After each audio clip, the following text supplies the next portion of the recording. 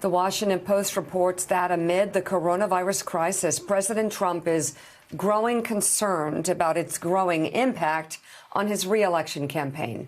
The paper reports that some of Trump's advisors have described him as glum and shell-shocked by recent polls, which have shown him trailing to Joe Biden. Quote, in private conversations, Trump has struggled to process how his fortunes suddenly changed from believing he was on a glide path to re-election to realizing that he is losing to the likely Democratic nominee in virtually every poll, including his own campaign's internal surveys, advisors told the Post. Trump is also concerned about the possibility that a second wave of the coronavirus this fall could further hurt his chances in November, according to advisors, aides, and other allies. It's not doing very well in these polls, Joe. Well, and the Washington Post is also reporting, Bob Costa, that a lot of Republican senators are frightened by their prospects, and for good reason. This would be a good time to speak out then. Yeah, I mean, thanks to a combination of the shrinking economy, the president's botching of this outbreak every day, and also rising enthusiasm among Democratic voters. The Post notes that in recent weeks, Republican senators have been forced into the difficult position of touting their own response to the pandemic without overtly distancing themselves from the president, who's under scrutiny, but still also has pretty big sway with Republican voters. One Republican strategist closely involved in the Senate races told the Post, quote, it is a bleak picture right now all across the map, to be honest with you. And wow. I mean, you look at these races, Bob, Republicans, I mean, if the election were held today, I find it hard to believe that Republicans don't lose Arizona, don't lose Colorado, don't lose Montana, don't lose Maine, don't lose North Carolina. And you have to look at least one of those Georgia seats that they're in danger of losing. Kansas is a real possibility if the past is prologue.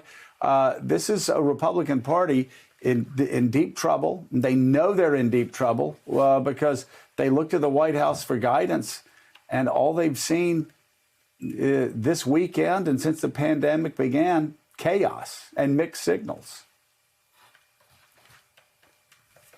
And, Joe, I also picked up some new reporting over the weekend talking to Republican campaign strategists. There is a growing private debate about who should be made the political foil for Republicans. If you're in a tough Senate race, do you run against China in a hardline way? But there's a lot of grumbling among some of these Republicans that the White House is not doing enough to make the case against China. They look at the president's tweets over the weekend and they see the president railing against the media, railing against some Democrats, but they don't see a forceful case day in, day out against China. And there is worry in Republican ranks that because of this pandemic and the economic recession and the possible economic depression on the horizon, they need to find some kind of political target that they all can hit in unison. But there's disagreement among some close to the president because the president still wants to keep this China trade deal afloat. He has had a relationship, as we know, with President Xi Jinping of China. So that's something to watch. How much does the Republican Party turn against China here? How much does the president? Is there a discrepancy in how they go about it? Well, and Reverend Al, how in the world can you attack China if you're Donald Trump or an ally of Donald Trump when Donald Trump from the beginning has been praising President Xi? In his January 24th tweet, he praised President Xi for his transparency and said, on the behalf of the United States people, I want to thank President Xi for his transparency and how well China's handling this. Everything will work out just fine. Any attack on China is going to be followed by one tweet after another with Donald Trump saying exactly what he said here. China has been working very hard to contain the coronavirus, said Donald Trump. The United States greatly appreciates their efforts and transparency, said Donald Trump. It will work out well, said Donald Trump in January, 80,000 deaths ago. In particular, on behalf of the American people, I want to thank President Xi, said Donald Trump, Reverend Al, at a time when the Chinese were not providing White House the White House scientists, people that are working inside the White House and in the administration, the samples they needed to work on a vaccine, and were not providing the White House the data that they were asking. They have not been transparent from the beginning, yet Donald Trump has continued to play nice with China. So how did the Republicans attack China in the fall?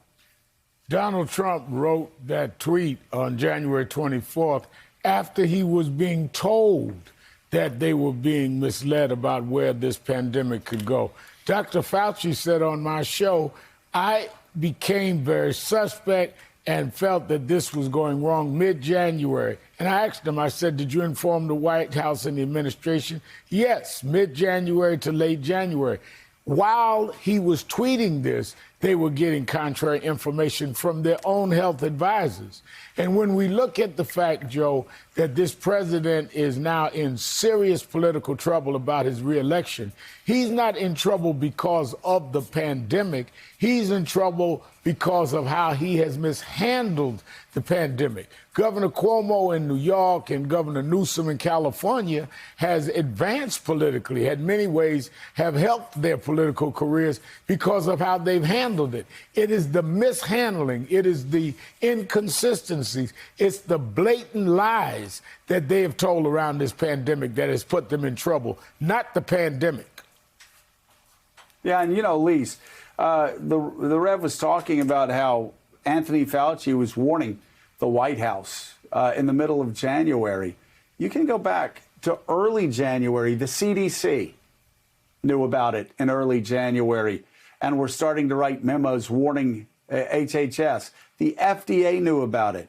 The State Department knew about it. Then were writing memos warning the president, warning the White House about it. The Pentagon was worried about it, writing memos warning the White House about it.